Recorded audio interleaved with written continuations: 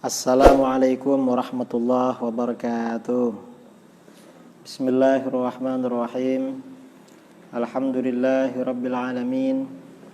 Wassalatu wassalamu ala asyrafil anbiya'i wal mursalin Sayyidina Muhammadin wa ala alihi wa sahbihi ajma'in. Amma ba'du.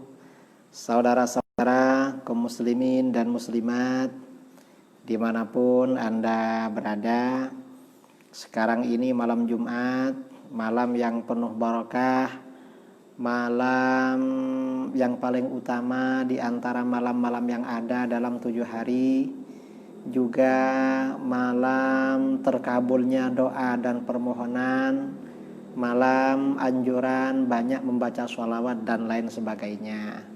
Mudah-mudahan kita semuanya mendapat keberkahan pada malam Jumat ini dari Allah. Allah mengampuni kita, Allah mengabulkan hajat kita, Allah mengabulkan impian dan cita-cita kita semuanya. Saudara-saudara, bersama saya ini ada saudara kita, namanya Mas Arif, seorang mantan Wahabi. Ini setelah bertaubat dari Wahabi, ingin banyak berdialog dengan kita, banyak hal-hal yang mau ditanyakan dari saudara kita ini ketika di Wahabi. Gimana Mas Arif, sehat ya? Alhamdulillah sehat ya. Alhamdulillah. Ya. Nah, assalamualaikum. Waalaikumsalam warahmatullahi wabarakatuh. Nah, silahkan yang mau ditanyakan ketika Wahabi bagaimana? Iya Kiai. Tapi satu-satu ya, pertanyaannya satu-satu. Oh ya. Siap Kiai. Ya, perkenalkan saya Arif. Ini pertama kali saya bertemu Kiai Idrus Romli. Saya berguru kepada beliau sekarang setelah sebelumnya saya sempat mencicipi rasanya Wahabi bagaimana. Saya dulu 5 tahun di aliran yang dikenal oleh Salafi dan dikenal luas oleh masyarakat dengan nama Wahabi. 5 tahun saya berguru kepada Ustadz Wahabi yang ya saya tidak perlu menyebutkan nama ustadznya siapa.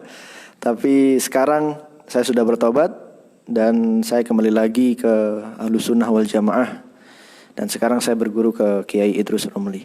Baik, pertanyaan pertama, karena ini malam Jumat, jadi malam Jumat ini banyak amalan di kalangan aswaja yang dikritik habis-habisan oleh Salafi Wahabi, bahkan dibid'ahkan dan bahkan dikategorikan syirik. Nah, pertanyaan pertama kepada Kiai yang terhormat, membaca surat Yasin dikhususkan di malam Jumat dan umumnya dibaca secara berjamaah di masyarakat.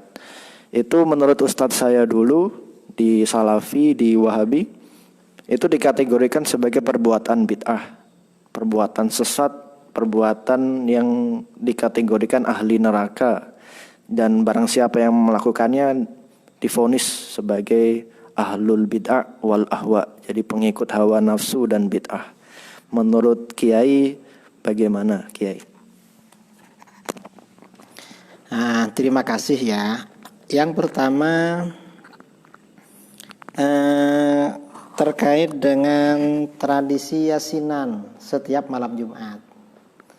Umat Islam di Nusantara, apakah itu di Indonesia, di Malaysia, di Brunei Darussalam, di Singapura, di Thailand, dan di mana-mana di belahan dunia, memang banyak yang punya tradisi yasinan.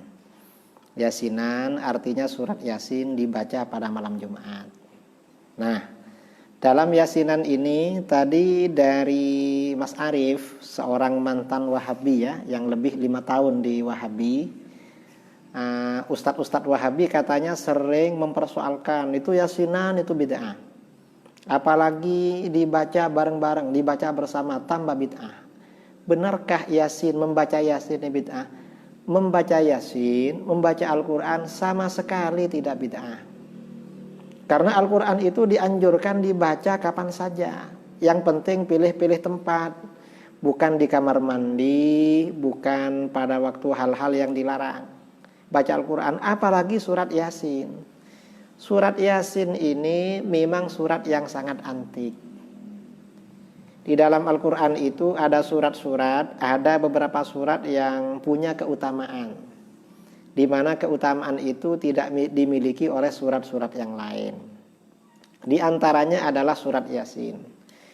Gimana surat Yasin? Dalam hadis riwayat Imam Abu Ya'la dalam musnadnya, kata Al-Hafidz Ibnu Katsir di dalam tafsirnya, hadis ini sanadnya jayyid. Rasulullah Shallallahu Alaihi Wasallam bersabda, "Man qara'a Yasin fi lailatin asbaha maghfuran lahu." Barang siapa yang membaca Yasin pada malam hari, maka Allah mengampuni dosanya. Baca Yasin pada malam hari, maka Allah mengampuni dosanya. Nah, ayat ini memberikan anjuran. Yang pertama baca Yasin, yang kedua pada malam hari. Mengapa? Baca Yasin pada malam hari dosanya diampuni oleh Allah. Dan ini bebas, pokoknya malam. Apakah itu malam Sabtu, malam Jumat, malam Kamis, terserah. Nah, ini artinya apa? Sebenarnya Yasinan itu mestinya bukan cuma malam Jumat, tapi tiap malam. Karena ini anjurannya bersifat tiap malam ini, agar kita diampuni oleh Allah. Karenanya baca Yasin. Lalu ini bacanya ini apa sendiri-sendiri, apa bareng-bareng. Dalam hadis ini Rasulullah SAW menyampaikan secara mutlak, tidak ada batasan apakah surat Yasin ini dibaca sendiri-sendiri atau dibaca bareng-bareng secara berjamaah. Gak ada persoalan, yang penting baca surat Yasin. Sebenarnya yang patut dipersoalkan yang gak mau Yasinan. Itu sebenarnya yang dipersoalkan. Loh, kok yang baca Yasin dipersoalkan? Jadi dibaca sendiri, dibaca berjamaah terserah, karena ini mutlak. Dan memang zikir bersama itu juga ada tuntunannya. Dalam hadis-hadis sahih ini, hadisnya banyak sekali ya, riwayat Muslim riwayat ini. Rasulullah SAW bersabda, "Inna lillahi malaikatan sayyaratan fil ardi yaltamisuna hilaqadz dzikri." Sesungguhnya Allah Subhanahu wa taala memiliki para malaikat yang tugasnya melancong, yang tugasnya jalan-jalan di muka bumi. Apa yang dicari? Mereka cari orang-orang yang berkumpul untuk berzikir. Orang yang berkumpul untuk berzikir didatangi para malaikat untuk diberikan rahmatnya Allah, didoakan oleh para malaikat, dinaungi, diberi ketenangan. Ini malaikat. Nah, ini artinya apa? Hadis ini motivasi agar kita zikir bersama, zikir bareng-bareng. Dan Al-Quran ini zikir, Yasin ini zikir. Ya, berarti baca Yasin malam Jumat dianjurkan, bacanya bareng-bareng dianjurkan. Berarti dua anjurannya. Apalagi malam Jumat malam utama, tambah 3 lagi nih. Jadi artinya apa? Kebaikan dalam tradisi Yasinan ini banyak sekali. Ini bukan hal yang bid'ah, bukan hal yang dilarang, tetapi ini punya dasar yang kuat sekali. Saya kira itu.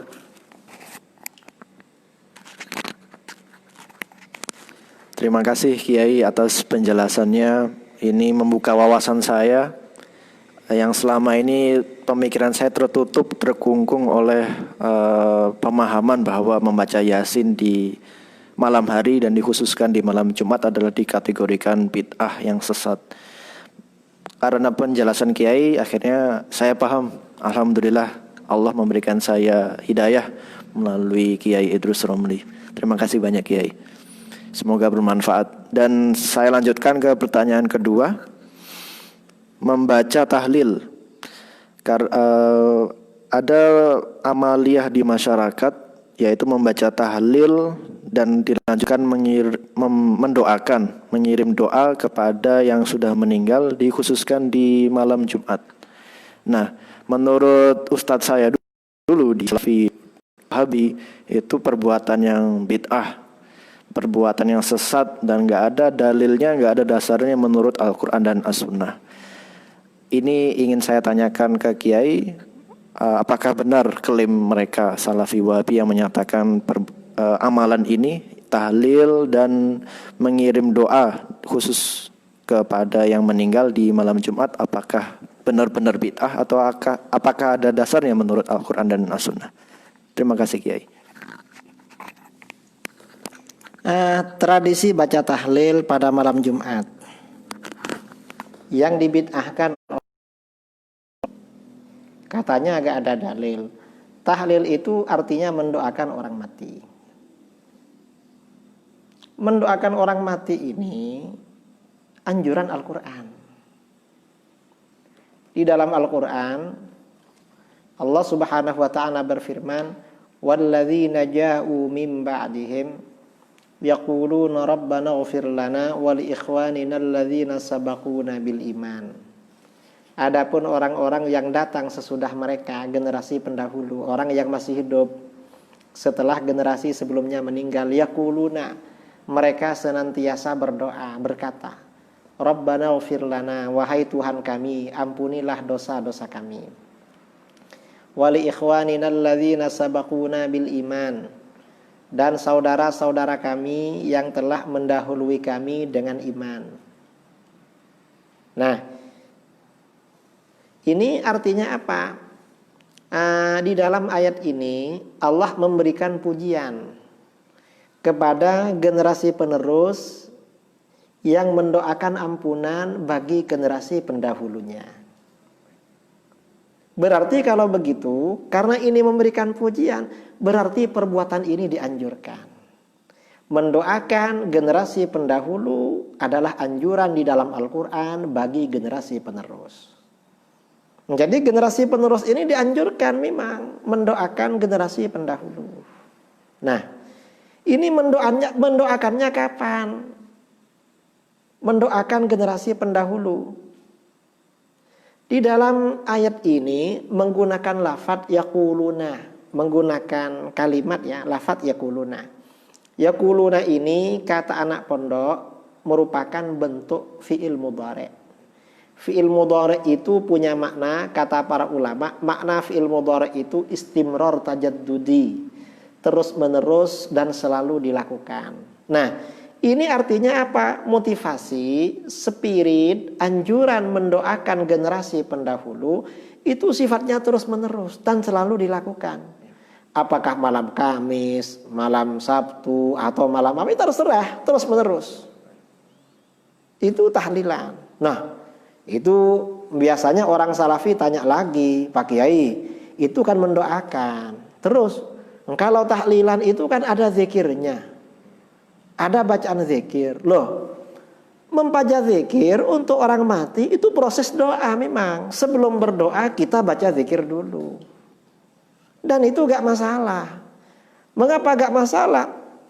Yang pertama kali baca zikir untuk orang mati itu bukan ulama Jawa, bukan kiai Madura, bukan tuan guru di Aceh, bukan tuan guru di Pekanbaru, bukan tuan guru di Lombok, Nusa Tenggara Barat, ya. Bukan, ya pokoknya bukan sini. Siapa yang pertama kali baca zikir untuk orang mati? Yang pertama kali baca zikir untuk orang mati adalah baginda Rasulullah SAW. Dalam hadis riwayat Imam Ahmad, hadisnya hasan atau sahih dari Jabir bin Abdullah Al-Ansari radhiyallahu an. Jabir berkata, kharajana ma'a Rasulillah sallallahu alaihi wasallam ila Sa'd bin Mu'adz yauma mautihi. Kami pergi menyertai baginda Rasulullah sallallahu alaihi wasallam menuju kediaman Sa'd bin Mu'adz pada hari beliau meninggal dunia. Falamma shalla alaihi Rasulullah sallallahu alaihi wasallam thumma dufina wa suwiya alaihi turab. Setelah baginda Rasulullah SAW mensolatkan jenazahnya, lalu jenazahnya saat itu dikubur, lalu kuburnya ditutup rata dengan tanah, jalasa Rasulullah SAW fawqa qabrih. Rasulullah masih duduk di atas kuburannya. Faqal subhanallah tawilan. Lalu Rasulullah membaca subhanallah dalam waktu yang panjang, waktu yang lama. Fasabbahna ma'ahu. Para sahabat juga baca subhanallah. Setelah lama, thumma qala Allahu Akbar. Lalu Rasulullah baca Allahu Akbar. Fakabbarna ma'ahu. Para sahabat baca Allahu Akbar. Dalam satu riwayat Rasulullah baca la ilaha illallah. Falamman sarafa, setelah lama baca zikir bersama para, ini zikir bersama ini. Setelah lama baca zikir, sahabat bertanya, "Ya Rasulullah, ma laka tusabbih fatukabbir?" Hai Rasulullah, mengapa engkau baca subhanallah lalu baca Allahu Akbar? Apa jawaban Rasulullah? Rasulullah sallallahu alaihi wasallam bersabda, "Laqad tadayaqa ala hadzal 'abdis salih qabruhu." Hamba Allah yang soleh ini tadi benar-benar dihimpit oleh kuburannya, benar-benar dijepit oleh kuburannya. Karena itu Rasulullah membacakan zikir hatta farrajahullahu an, hingga Allah melepaskannya dari jepitan atau himpitan kubur. Nah, berdasarkan hadis ini, zikir yang kita baca untuk orang yang meninggal itu tidak sia-sia tetapi bermanfaat.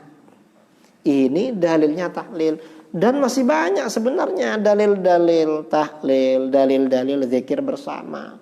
Ini banyak. Artinya apa? Tradisi tahlilan pada malam Jumat itu tidak melanggar syariat. Tetapi itu itu memang dianjurkan. Mengapa? Karena mendoakan orang mati dianjurkan. Ada yang bertanya, kenapa kok malam Jumat?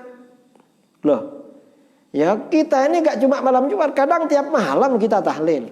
Bukan hanya malam Jumat. Cuma kita ini malam Jumat. Mengapa? Biar kita ini istiqamah. Karena memang di dalam hadis riwayat Imam Bukhari, Imam Muslim ya. Jadi memang amal yang paling disenangi oleh Allah itu ahabbul a'mal ilallah mada wa ma'alaihi sahibuhu. Amal yang paling disenangi oleh Allah yang rutin dilakukan. Itu bisa rutin dilakukan itu kalau waktunya ditentukan. Misalnya tiap malam Jumat. Itu bisa rutin.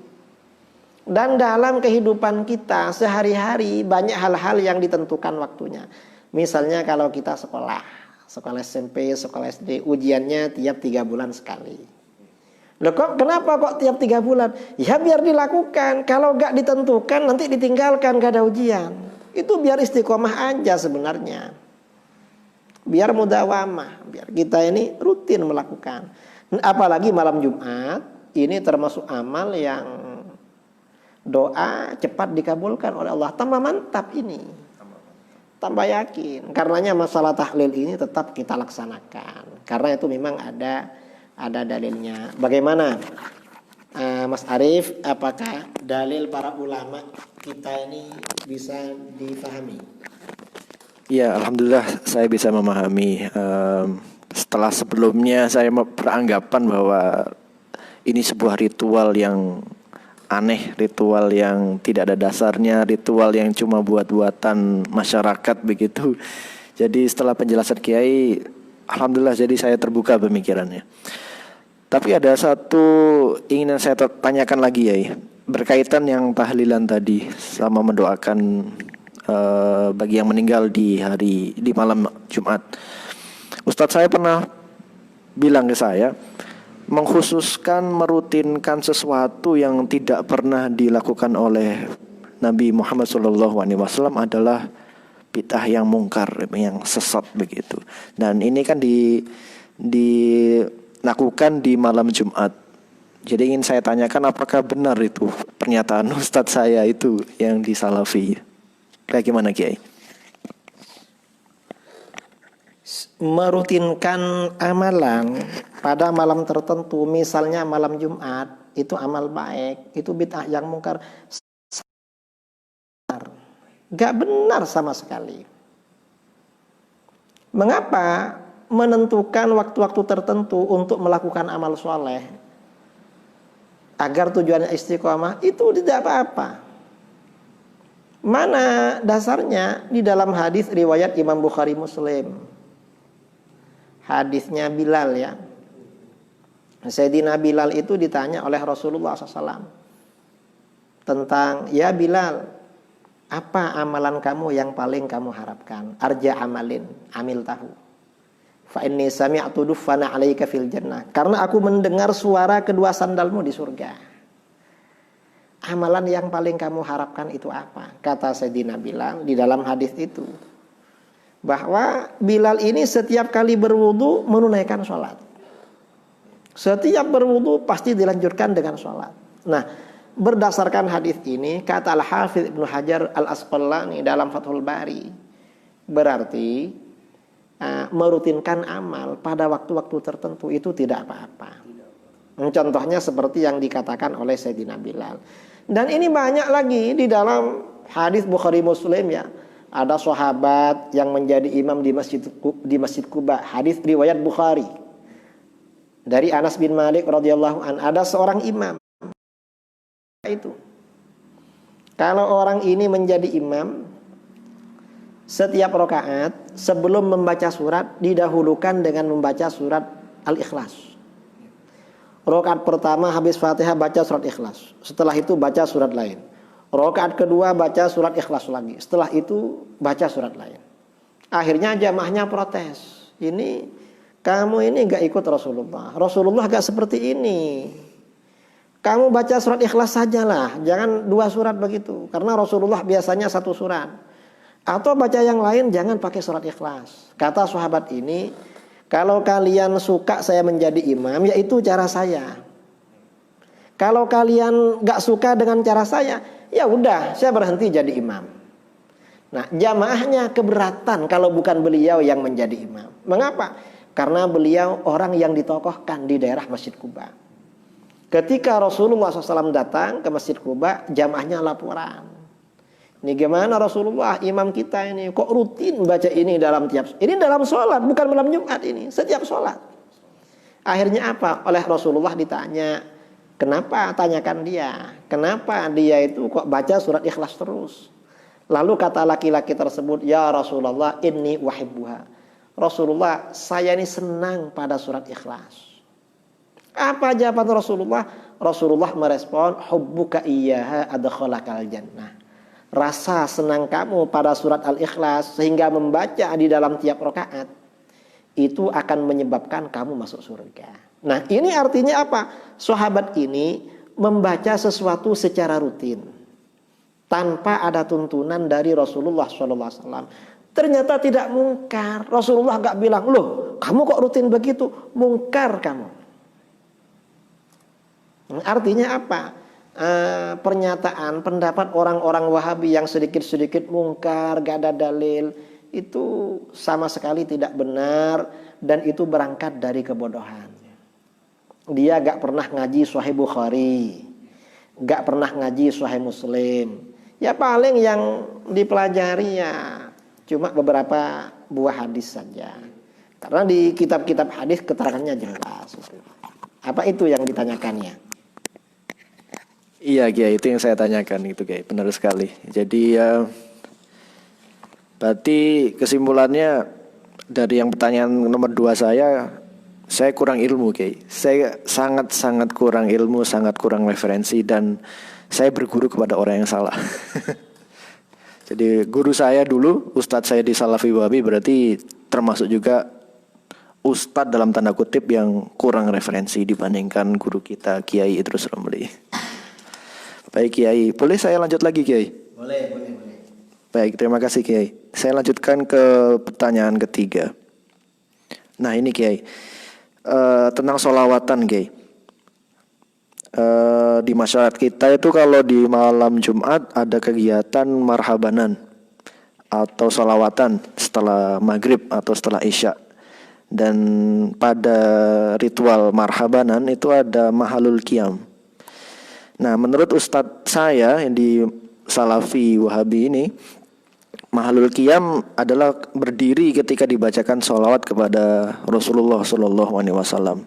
Menurut ustadz saya, berdiri di saat mahalul qiyam adalah perbuatan syirik, perbuatan bid'ah yang mengarah ke syirik, yang berkeyakinan bahwa rohnya Rasulullah hadir di kegiatan itu, dan itu menyerupai amalannya orang Syiah.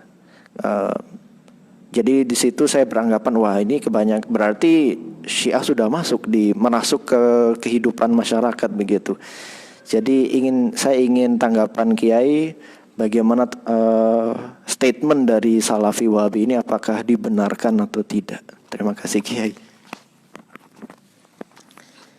kita memang juga punya tradisi maulid ya, baca maulid lalu baca marhaban atau ya Nabi.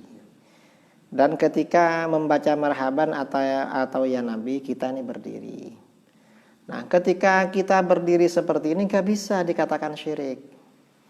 Karena syirik itu artinya menyamakan, mempersekutukan. Maksudnya menyamakan artinya menyamakan Allah dengan selain Allah. Itu syirik namanya. Kalau kita misalnya berdiri ketika maulid, loh siapa yang kita samakan dengan Allah? Kan gak ada. Gak ada yang kita samakan dengan Allah. Berdiri ketika maulid itu apa sebenarnya? Ketika membaca ya Nabi salam alaika, ketika membaca ya Nabi salam alaika, jamaah maulid itu semuanya bernyanyi. Dan bernyanyi itu memang sejak dulu. Para sahabat ketika bersyair memuji Rasulullah SAW itu berdiri. Di dalam riwayat-riwayat. Dari dulu orang bernyanyi itu berdiri, gak ada yang duduk. Misalnya kita ketika upacara kenegaraan 17 Agustus berdiri Indonesia, atau misalnya apalah, penyanyi rata-rata berdiri. Jadi mana-mana yang nyanyi itu berdiri. Loh kok orang berdiri bernyanyi dipersoalkan? Hatta di Saudi Arabia banyak ya video-video di Saudi Arabia, di depan Raja Salman, di depan siapa, orang-orang Wahabi yang pakai sorban merah itu sambil joget-joget nyanyi berdiri. Di mana-mana ya berdiri. Ya, di mana-mana lah, coba di konser atau di mana berdiri biasanya. Gak ada masalah berdiri. Dan berzikir itu boleh berdiri. Di dalam Al-Qur'an ulul albab itu ya. Ulul albab itu sifatnya alladzina yadhkurunallaha qiyamah. Orang-orang yang berzikir pada Allah dalam keadaan berdiri. Wa qu'udah, dalam keadaan duduk. Wa ala junubihim, dan pada lambung atau pinggang mereka ketika sedang tidur. Artinya kita ini ya pokoknya zikir kapan saja, duduk berdiri gak apa-apa. Jadi berdiri ini bukan sesuatu perbuatan yang bid'ah ketika membaca maulid. Tidak ada masalah. Kemudian yang kedua yang terkaitan dengan katanya berdiri itu karena meyakini bahwa Rasulullah SAW hadir pada acara maulid itu. Tidak ada keyakinan seperti itu. Nggak ada. Tapi seandainya Rasulullah SAW itu hadir dalam acara maulid, misalnya kita baca sholawat, lalu Rasulullah SAW hadir dalam bacaan sholawat, itu tidak ada dalil syara', tidak ada dalil syar'i, dalil Al-Quran maupun hadis yang menganggap mustahil. Mengapa? Karena setiap kita membaca sholawat, Rasulullah SAW itu tahu. Di dalam Al-Quran ya, wa qul i'malu fasayarallahu amalakum wa rasuluhu. Katakan Muhammad, lakukan apa yang kalian mau. Allah akan melihat apa yang kamu lakukan. Rasul juga melihat. Kalau Allah ini melihat perbuatan kita sudah maklum ya. Rasul mengetahui perbuatan kita. Rasul mengetahui perbuatan kita. Apakah Rasulullah mengetahui perbuatan kita ini terbatas ketika Rasulullah masih hidup, atau juga berlaku sampai sekarang ketika Rasulullah sudah wafat? Kata para ulama, ini berlaku sampai sekarang. Karena di dalam kitab-kitab hadis ya, ada hadis hasan atau sahih, Rasulullah SAW bersabda, hayati khairun lakum tu'radu hayati khairun lakum tuhditsuna wa yuhdatsu lakum. Kehidupanku lebih baik bagi kamu. Aku ini hidup baik buat kamu. Mengapa? Kalian berbuat sesuatu lalu hukum disampaikan secara langsung melalui aku. Ini ketika masa Rasulullah ketika masih hidup. Kalau Rasulullah sudah wafat bagaimana? Wa mamati khairun lakum tu'radu alayya a'malukum. Dan aku meninggal juga baik buat kamu. Mengapa? Perbuatan kamu diperlihatkan kepadaku. Berarti ketika kita ini membaca sholawat, kepada baginda sallallahu alaihi wasallam. Rasulullah tahu kita baca sholawat. Kalau Rasulullah ini tahu kita baca sholawat, tidak ada kemustahilan seandainya Rasulullah SAW hadir di hadapan kita. Tidak ada hal yang mustahil. Secara syar'i seperti itu. Ini hadis umum ya. Kemudian dalam hadis lain berkaitan dengan sholawat, hadis riwayat Abu Syekh dari Abu Hurairah radhiyallahu an. Kata Al-Hafiz As-Sakhawi dalam kitabnya Al-Qaulul Badi' fi sholati 'alal Habib Syafi', hadis ini sanadnya jayyid. Diriwayatkan dari gurunya Al-Hafiz Ibnu Hajar. Jayyid. Rasulullah SAW bersabda, "Man shalla 'alayya 'inda qabri sami'tuhu." Siapa yang bersolawat kepadaku di samping makamku, aku mendengar. Artinya mendengar secara langsung, tanpa perantara. Wa man shalla 'alayya min ba'id bullightuhu. Barang siapa yang bersolawat kepadaku dari tempat yang jauh, disampaikan kepadaku. Artinya Rasulullah tahu, atau u'alimtuhu, aku diberitahu. Ini ada pertanyaan, gimana ya Rasulullah mengetahui sholawat kita? Kita ini ada di Jember, di Kencong. Sedangkan Rasulullah SAW ada di Madinah. Pertanyaan seperti ini untuk masa sekarang tidak penting. Tidak perlu. Mengapa tidak perlu? Sekarang ini sudah ada live streaming. Kita ini bikin acara di sini, para pemirsa dimanapun berada ini bisa melihat. Padahal ini hasil rekayasa manusia. Gimana kalau yang melakukan, yang merekayasa itu Allah, pasti lebih canggih daripada ini. Lebih canggih. Karenanya tidak mustahil kalau baginda Rasulullah SAW itu hadir. Karena ini alamnya alam lain, sudah alam arwah. Alam arwah. Ini apalagi di dalam hadis riwayat Bukhari dan hadis-hadis lain dikatakan ya, Rasulullah SAW bersabda, "Man ra'ani fil manam fasayarani fil yaqظah." Siapa yang melihatku di dalam mimpi, maka akan melihatku secara sadar. Dan ini tidak dibatasi apakah yang melihat secara sadar ini ketika di Madinah atau di tempat lain. Ini yang dimaksud hadirnya Rasulullah tadi. Artinya apa? Memang sebagian ulama, sebagian aulia, orang-orang soleh ketika baca maulid, ada riwayat memang melihat Rasulullah SAW secara yaqظah. Secara yaqظah ada yang katanya seperti itu. Orang tertentu. Dan ini tidak berlawanan dengan dalil syar'i. Karena tidak ada manik, tidak ada hal yang menghalangi seandainya ini terjadi. Bahkan dalil-dalil syar'i yang ada itu memungkinkan. Memungkinkan terjadi. Coba masalah ini baca dalam kitabnya Al-Imam Asy-Syaikh Ibnu Qayyim al-Jauziyah. Beliau punya kitab namanya Ar-Ruh. Insyaallah kalau baca kitab Ar-Ruh ini semakin jelas. Saya kira itu. Gimana Mas Arif, bisa jelas? Jelas Kiai. Ada tanggapan, boleh saya tanya lagi Kiai? Ini sudah berapa menit ini? Mungkin terakhir ini. Terakhir, baik. 30 menit. Baik Kiai. Terakhir Kiai. Tadi Kiai menjelaskan bahwa tidak mustahil bahwa Rasulullah hadir di ritual mahalul qiyam tadi, ya, ketika dibacakan sholawat begitu, tidak mustahil. Jadi ada kemungkinan ketika kita membaca itu Rasul jadi mungkin Rasul hadir, mungkin tidak hadir. Jadi tapi tidak mustahil begitu ya. Ya, artinya tergantung mahabbah kita dan kedekatan kita dengan baginda Rasulullah SAW. Tergantung kedekatan kita dengan Rasulullah SAW. Mohon tanggapannya Kiai.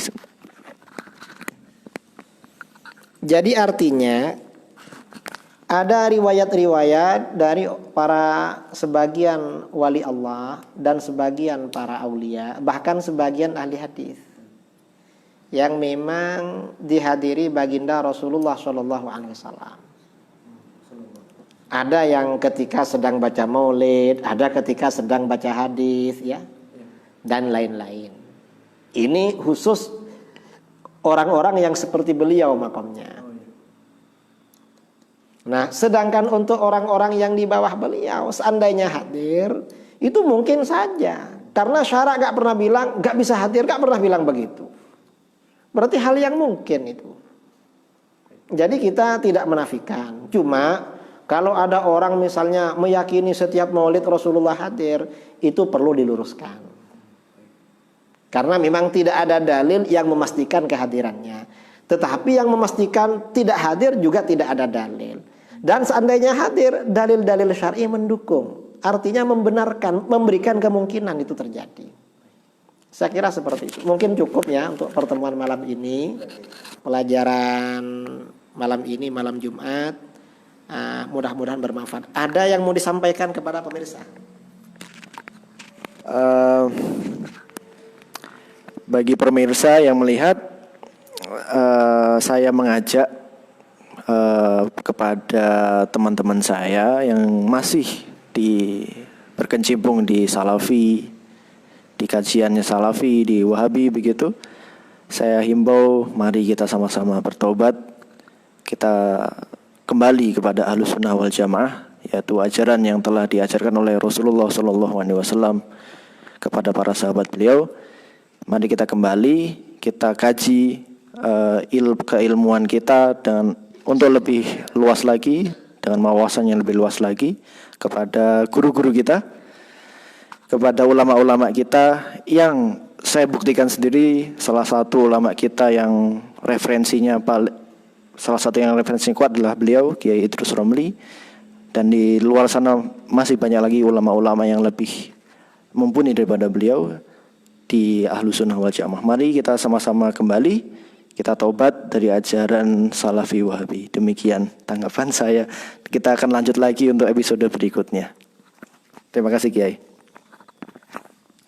Demikianlah dialog bersama mantan Wahabi yang sudah bertaubat ini pada malam ini. Insya Allah dialog-dialog seperti ini akan kita lakukan setiap malam. Setiap malam. Jadi pengalaman ini saudara kita Mas Arief selama Wahabi, bagaimana syubhat-syubhat yang ditanamkan oleh Ustadz-Ustadz Wahabi itu bagaimana, dan bagaimana sebenarnya menurut pandangan para guru-guru kita, para ulama kita di kalangan Ahlus Sunnah wal Jamaah. InsyaAllah setiap malam. Mudah-mudahan bermanfaat. Mari kita berdoa bersama ya. Bismillahirrahmanirrahim. Alhamdulillahirabbil alamin. Allahumma shalli wa sallim ala sayyidina Muhammadin miftahi babi rahmatillah adada ma fi ilmillah. Salata wa salaman daimaini bidawami mulkillah wa ala alihi wa sahbihi ajma'in. Allahumma shalli ala sayyidina Muhammadin al-fatih lima ughliqa wal khatim lima sabaqa nasiril haqqi bil haqqi wal hadi ila siratikal mustaqim wa ala alihi wa sahbihi haqqa qadrihi miqdarihi al-azim. Allahumma qasim lana min khasyatika ma yahulu bainana wa baina ma'siyatik wa min ta'atika ma tuballighuna bihi jannatak wa min al-yaqini ma tuhawwinu bihi alaina masa'ibad dunya. Allahumma matti'na bi asma'ina wa basharina wa quwwatina ma ahyaytana waj'alhu al-waritha minna waj'al tha'rana 'ala man zalamana wansurna 'ala man 'adana wa la taj'al musibatana fi dinina wa la taj'al ad-dunya akbar hammina wa la mablagha ilmina ولا تسلط علينا من لا يرحمنا. اللهم إنا نعوذ بك من جهد البلاء ودرك الشقاء وسوء القضاء وشماتة الأعداء. اللهم اكفنا بحلالك عن حرامك وأغننا بفضلك عمن سواك. اللهم اغفر لنا ذنوبنا ولوالدينا مشايخنا معلمينا وأصحابنا وأحبابنا وذوي الحقوق علينا ولجميع المسلمين والمسلمات والمؤمنين والمؤمنات الأحياء منهم والأموات. وصلى الله على سيدنا محمد النبي الأمي وعلى آله وصحبه وبارك وسلم تسليما كثيرا. سبحان ربك رب العزة عما يصفون وسلام على المرسلين والحمد لله رب العالمين. Para pemirsa, kurang lebihnya mohon maaf yang sebesar-besarnya. InsyaAllah mudah-mudahan kita mendapatkan keberkahan malam Jumat. Dari saya undur diri. Assalamualaikum warahmatullahi wabarakatuh.